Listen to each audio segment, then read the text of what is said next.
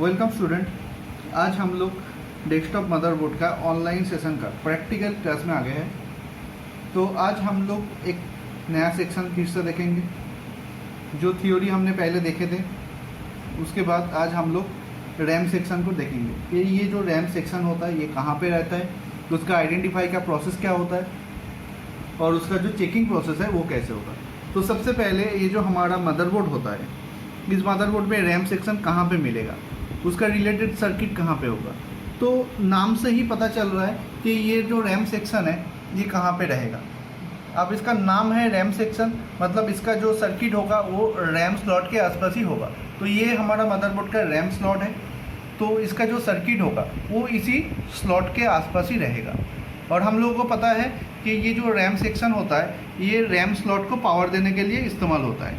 तो ये अगर रैम स्लॉट है और ये है हमारा ATX का पावर कनेक्टर, तो इसके थ्रू जाके वोल्टेज आके इसका रिलेटेड जो सर्किट है वो थ्रू होके हमारा रैम स्लॉट में सप्लाई करेगा। अब एक रैम स्लॉट में जो रैम लगेगा उसको कितना वोल्टेज चाहिए, वो वोल्टेज कहाँ से सप्लाई होगा वो हम लोगों को आइडेंटिफाई करना होगा। और फिर उसके बाद अगर ये सेक्शन का फॉल्ट होता है तो उसमें क्या क्या प्रॉब्लम आ सकता है या फिर उसको सॉल्यूशन कैसे करेंगे ये हम लोगों को आइडेंटिफाई करना होगा। तो चलिए हम पहले इस सेक्शन को आइडेंटिफाई कर लेते हैं।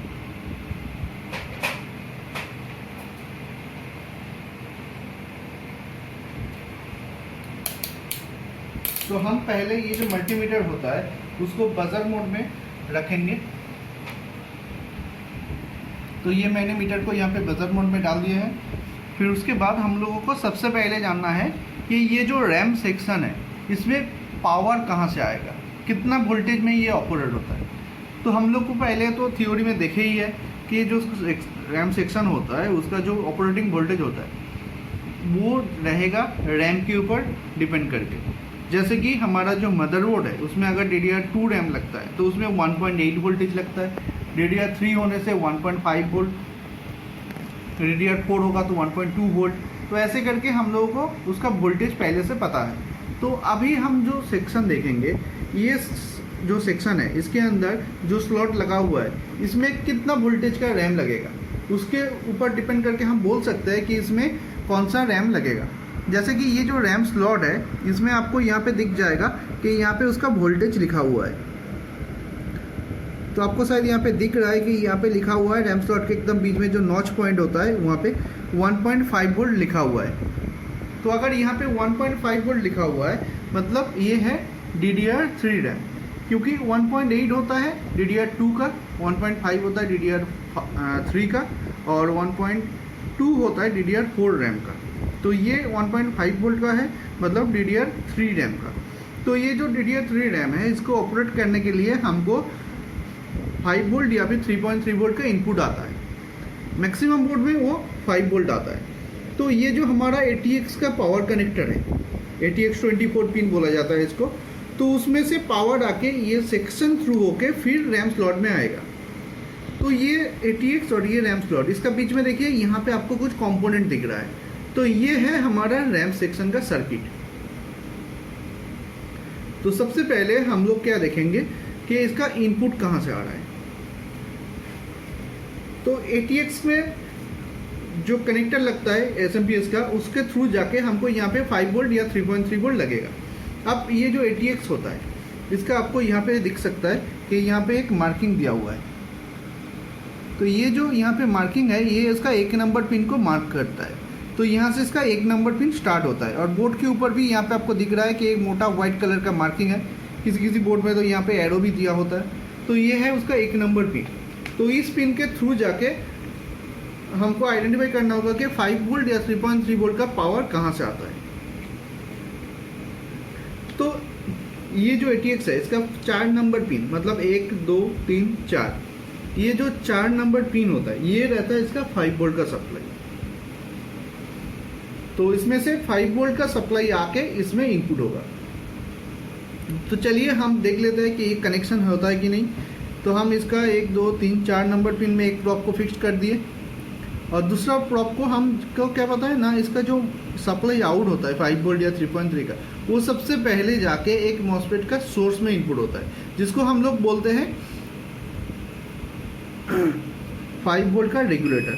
तो चलिए देखिए, यहाँ पे हमारा जो मॉसफेट है इसका सोर्स में इनपुट हो रहा है। तो ये मॉसफेट का एक गेट, एक नंबर पिन होता है गेट, फिर बीच में ड्रेन, ये छोटा वाला ऊपर वाला पोर्शन भी ड्रेन है, और ये है उसका सोर्स पॉइंट। तो gate drain source, gate drain source, जो भी आप बोल सकते हैं। तो इसका सोर्स पॉइंट में इनपुट होगा। तो हम अगर इसमें पकड़ेंगे तो देखिए यहाँ पे ये बीप साउंड आ रहा है। अगर हम इसका ड्रेन में पकड़ेंगे तो देखिए ड्रेन में कोई कनेक्शन नहीं आ रहा है, क्योंकि ये सिर्फ इसका सोर्स के साथ ही कनेक्टेड होता है।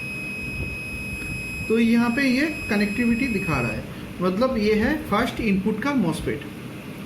तो अगर इसका सोर्स में इनपुट आएगा तो आउटपुट जो वोल्टेज निकलेगा वो सेम रहेगा, जो कि हमारा इसका ड्रेन से आउटपुट होगा। तो इसका जो ड्रेन है, ये ड्रेन से वोल्टेज आउटपुट होके पहले एक कॉइल, हम जो सर्किट देखे थे अगर उसको ध्यान से देखेंगे तो वहाँ पे देखिए ये उसके बाद कॉइल में आता है, जो हमारा इनपुट का कॉइल होता है। उसके बाद हमारा इनपुट का कैपेसिटर आएगा, फिर यहाँ पे एक मॉसफेट का ड्रेन में जाता है। तो जिस मॉसफेट का ड्रेन में वो वोल्टेज सप्लाई होगा उसको हम बोलते हैं टीजी मॉसफेट। तो हम पहले देख लेंगे कि ये जो मॉसफेट का ड्रेन है 5 वोल्ट रेगुलेटर का, उसके ड्रेन से निकल के ये कॉइल में आ रहा है कि नहीं। अगर आपको कॉइल देखना है तो ये तो नॉन एसएमडी कंपोनेंट है, ये वाला एसएमडी है, लेकिन ये दोनों नॉन एसएमडी है। तो हमको पीछे का साइड में चेक करना होगा।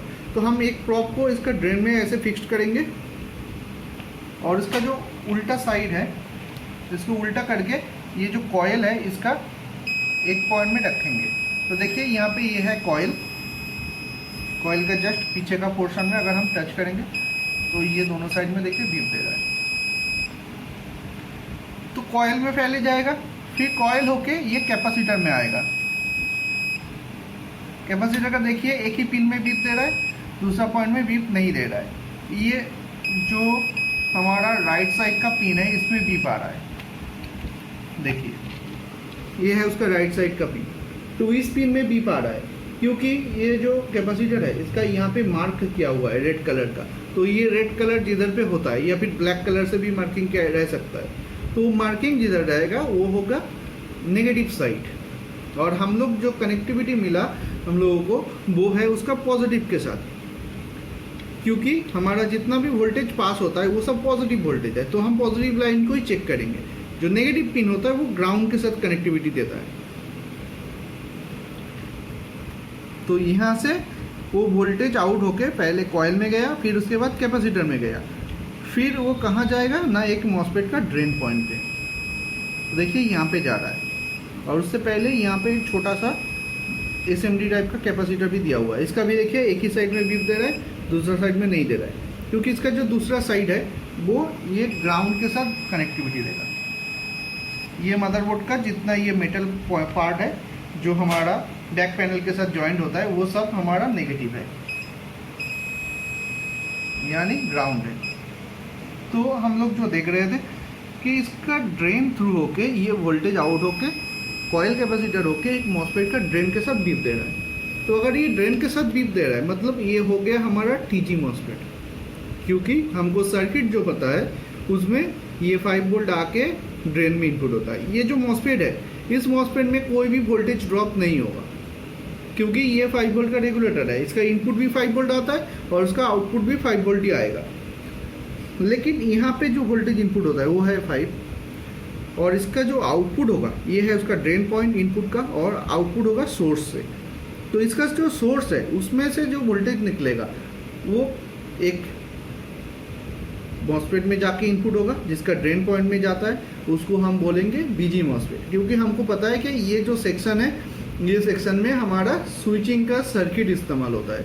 तो अगर स्विचिंग सर्किट होता है मतलब उसमें एक टीजी एक बीजी कनेक्टिविटी मिलेगा। तो इसका जो सोर्स पॉइंट है इसके साथ देखिए इसका ड्रेन एज ए कनेक्टिविटी दिखा रहा है। तो अगर ये इसके साथ जॉइंट है तो मतलब क्या हो गया कि ये उसका मॉसफेट है।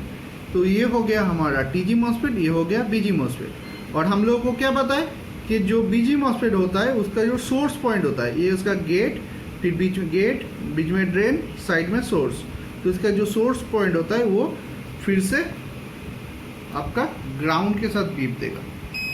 देखिए, तो ये ग्राउंड हो गया, मतलब यहाँ पे वैल्यू भी 0 आ रहा है, मतलब ये डायरेक्ट कनेक्टिविटी ही दिया हुआ है। तो ये है इसका बीजी मॉसफेट।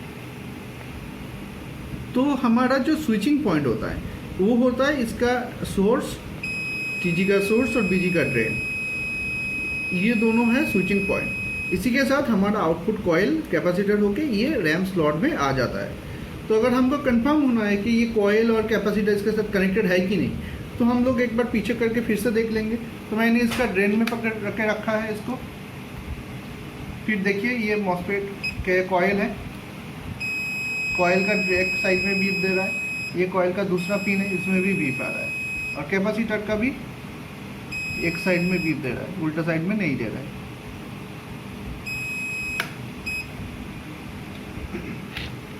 तो मतलब हो गया कि इसका ड्रेन, इसका सोर्स एक साथ जॉइंट है। उसके बाद आउटपुट कॉइल, आउटपुट कैपेसिटर, यहाँ से वोल्टेज जो है वो आउटपुट हो रहा है, इसलिए हम इसको आउटपुट कॉइल और कैपेसिटर बोलते हैं। फिर उसके बाद ये यहाँ से निकल के हमारा रैम स्लॉट में आ जाएगा। अब हम लोगों को क्या पता है कि ये जो रैम स्लॉट होता है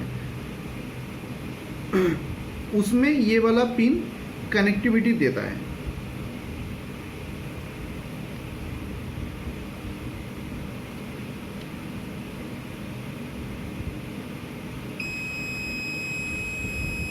तो देखिए, ये यहाँ पे ऐसे जॉइंट होता है। अगर हम रैम स्लॉट में ऐसे पकड़ेंगे इसको, तो ये यहाँ पे कंटिन्यूटी देगा, मतलब ये इस रैम स्लॉट के साथ कनेक्टेड है।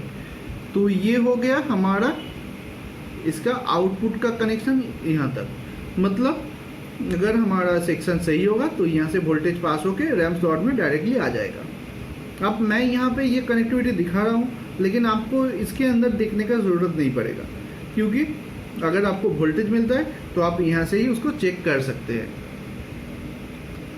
तो ये हो गया हमारा इनपुट का मॉसफेट, जिसको हम 5 वोल्ट रेगुलेटर बोलेंगे। फिर उसके बाद कॉइल, इनपुट कैपेसिटर, फिर उसके बाद ये टीजी मॉसफेट, फिर ये बीजी, और उसके बाद ये हो गया हमारा आउटपुट का कॉइल कैपेसिटर। लेकिन ये मॉसफेट कब काम करता है? ये मॉसफेट जो दोनों